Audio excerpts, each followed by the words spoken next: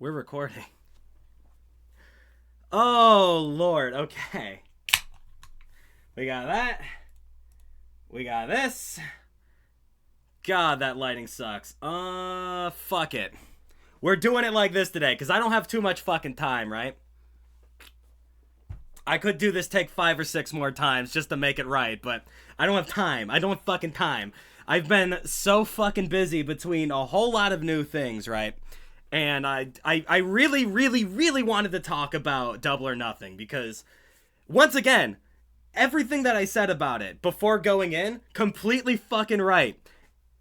And I just wanted to talk about that, but I only have like an hour and a half before Dynamite starts again, and I have to make a new video, so I'm probably going to end up making this real quick. I'm going to chop it up as I go to get rid of any kind of weirdness in between. And yeah, we'll see how that goes for once. So, here we go. It's wrestling time, baby. So what do we got? First match, Adam Cole, Chris Jericho. Fucking awesome. Just like everyone thought it would be. It's going to be leading to a co-ed match today on Dynamite, so that's going to be fun. I just hope so much that Chris Jericho and AEW Creative in general has the balls to let Jericho be a fucking heel and let him hit Britt Baker. I'm not saying I want to see violence against women, but I want to see violence against women. Britt has been going on and on and on. She has been showing up, ambushing Jericho for weeks now, with zero retaliation. She is going in and just whacking him with a fucking kendo stick. And I feel if we want to truly prove that our division is different, that our women are strong, independent, they can do anything that a man can do, right? How about we prove that by having Chris land a move on Britt. Put her in the fucking walls and have Adam Cole get really mad and beat him up for it. Something along those lines. Let Chris be a heel. Let Chris do evil shit. And prove that Britt is good and awesome and cool. Next match. Wardlow and Christian. So, Arn Anderson coming out, fucking biting Christian's thumb and biting that blood capsule to make it look fucking horrifying was amazing. Holy shit, Arn. I can't believe it. Like, I saw Arn come out and I was like, Jesus Christ. This is gonna be fucking terrible. And then Arn came out and did that? That was amazing. That was fucking awesome. That was a good match. I can't believe it. Once again, Wardlow needs to be... It's so hard coming up with ideas for these guys because a lot of like your top talent right now started off as some sort of tag team. So when they're actually branching out into doing singles competition, then it's just like they haven't really built a repertoire for that, and it feels like they're going over and over into the same kind of routine shit. Because really, Wardlow started off as like a bodyguard. Wardlow started off as the finisher guy. He came out, did a lot of damage really fast, tagged out, and left, right? So where do we go from there now that Wardlow is a singles guy? Well, apparently we just kept him doing the same thing, where Wardlow just slam, slam, slam, end the match. And now Wardlow has to do a more extended match. It's... First of all, I would like to see Wardlow pull more kind of technical stuff. He's a big, strong guy. He should be able to do, like, a few suplexes. He should be able to, like, lift a guy up and hold him there for a little bit. I don't want to see Wardlow jumping off the top rope, because Wardlow is a big fucking guy. Wardlow is a guy who will kill himself, and his knees are going to buckle and die by the time he's 26. So... could we maybe try to get a little bit more technical knowledge for Wardlow before he tries all this high-flying stuff to make up for the fact that he's not really the most... I don't want to call him not the most technically gifted guy out there, but it's kind of a little bit true. He kind of falls back and leans on the same tricks over and over and over again because honestly, despite the fact that he wrestles a lot, he doesn't exactly wrestle a lot, if that makes any sense. Wardlow, a majority of his matches are just squash matches against people that you've never heard of and never will hear of again, because they can't even get a fucking move off before Wardlow hits him on the ground a few times, and that's the end of the match. So, I like Wardlow. I like seeing him advance. I like seeing Wardlow get better, but I want to put him in more situations like this match against Christian Cage, this crazy ass ladder match, to really help build his skills as a wrestler. That's all I gotta say about that. Next match, 21-man blackjack match. The moment that Orange Cassidy came out, you knew for a fact that he was going to win this, but it's always a question of how. Orange is not the kind of guy that loses very fucking easily. In fact, you could say that he gets his ass kicked every single week. He is taking the most fucking legendary moves, and it pisses me off to see Orange take 2 or 3 fucking finishes in a match and then win with a surprise roll-up. I get that that's kind of his gimmick, to win in the laziest way possible. Make him a heel, if that's gonna be the case, because it's very, very, very tired at this point. That being said, I like the direction they're going here. I love, love, love the booking between Orange and Swerve. That's going to be an excellent, awesome, an amazing series of matches between those two. I can't wait to fucking see them. And the way that they ended it with the laziest kick on the laziest hand to knock Swerve off and end the match. Great. That was fucking awesome. That was really, really, really fun. More of that. Keep it up. I love that.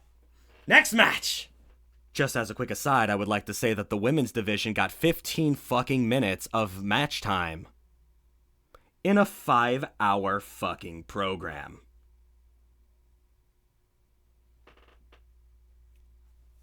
Jade Cargill finally loses. Jade Cargill goes in, defeats Taya Valkyrie. We go, Jade wins. Jade wins again. Who could have possibly seen this outcome? And Jade calls out the rest of the locker room, I will fight anyone at any time. And Chris Statlander runs out and beats Jade. This is how it happens? Has there been any fucking precedent set that if you just fucking yell out, I'll challenge anyone, that means that you will actually challenge anyone at any time? Because, like, in WWE, right, you have your money in the bank. When you have the money in the bank, you cash in a fucking contract that allows you to challenge the champ at any time, at any place. It makes sense. The precedent is there. Jade just calling out the locker room and dying instantly isn't exactly the precedent that we want to set, because this sets the idea that if you just say, I want to fight someone, that means that you could just fucking fight back to back to back until you either A, have to defeat the entire locker room, or B, lose the belt. And then someone else comes in and fights Chris Statlander, then someone else comes in and fights whoever beats her. Honestly, I would love to see that. That would be really funny. Next match! Mark Briscoe, special guest referee. Fun match! Very fucking good. I love FTR.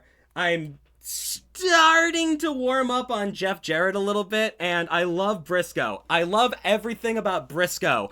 Give me more Briscoe. Yes, yes, yes! Give me more of that. That's fucking awesome.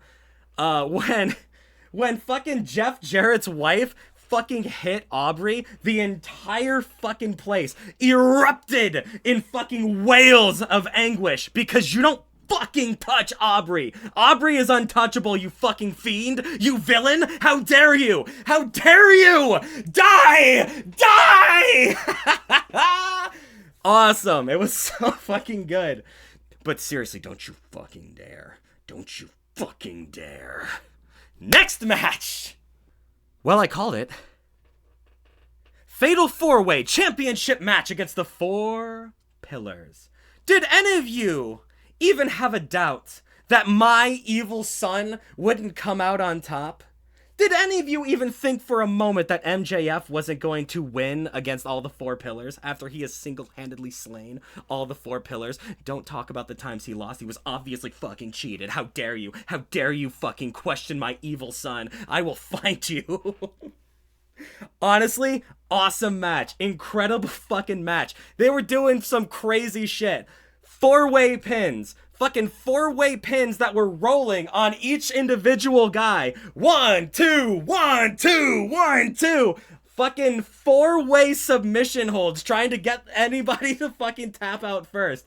Fucking a three-way power bomb right as Max just kind of walks on up to the ring and gets fucking slammed by two bodies, getting fucking killed instantly. Max winning.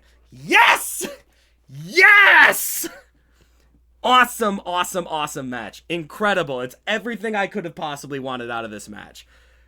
Once again, I would have liked the build up to it to be a little bit smoother, I guess, because we've been seeing these guys fight for weeks upon weeks upon weeks. They're talented enough to where they can come up with new shit when they're not, you know, when they're doing the big match, but I would have liked more. Because I always want more. Great match, though. Really, really good match. It's everything I could have possibly wanted. Next match! Anarchy in the arena. Ooh. Kenny and the Bucks and Hangman, the Elite, coming together as friends, as fucking friendos, coming in to beat up fucking the most talented wrestlers of all time. Fucking Wheeler Yuta, of all people, managed to pull his fucking weight in this match. He crushed it. It was great. Anarchy in the arena is always fun, but usually it involves Jericho, and Jericho always has a way to make this shit fucking just the silliest thing imaginable. So, having it be these two teams, you know it's going to be a good match, but you're kind of worried that you don't have the architect, right? But no, I was worried for the wrong reasons. It was a really good match. You have some just absolutely insane things happening. Everyone was fucking split open by the end. Moxley had a light fucking wind brush against them, and of course he's bleeding all over the place. I thought for sure that Hangman was going to end up taking off that eye patch as a means to say, I'm actually evil now, and I'm going to kill the Elite. But it turns out that Hangman got in the ring, removed the eye patch, looked at Bryan Danielson and goes, remember when you stabbed this right here? You missed, idiot! Cool?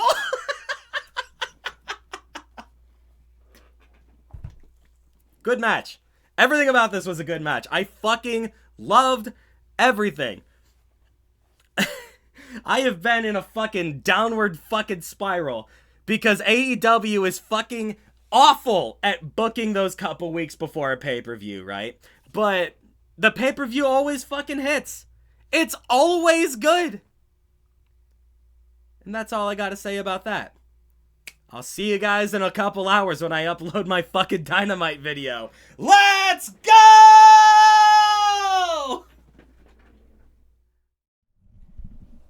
Alright, I'm just going to go ahead and put this in as an aside for my Double or Nothing video. This is actually about the Dynamite that happened, well, the week after. And it's a few days later. You can, I guess, tell by the fact that I'm wearing a different shirt, all that kind of good shit. But I just wanted to talk about really the one thing that there is to talk about, right? And I've been trying to figure out how exactly I want to even say it, because this has a lot of weird connotations, right? This has some serious, serious weight to it. So CM Punk is coming back. I'm scared. I'm a little bit pensive about that. But I'm also a little bit excited. Because do you know what this means? That CM Punk is coming back? It means that there is a serious chance that the whole backstage scuffle that he got into with the Bucks was all kayfabe, was all fake. You know, the thing that happened that almost tanked the company at a pivotal moment when they were trying to discuss trade deals? Getting your top talent taken off of television by being literally attacked by a couple of the executives of your company. It's a very real possibility now, because Punk is coming back, that was all staged. That means that we went through a year of just floundering. We went through an entire year of just going through the motions, desperately just trying to figure out what to do, nobody getting anything accomplished, and making a worse product. We almost tanked our entire brand for the sake of a story, man. And the fucking cojones that Tony would have if that's true. If that's true, if Tony almost tanked his entire fucking company for the sake of an interesting and unique story to be told,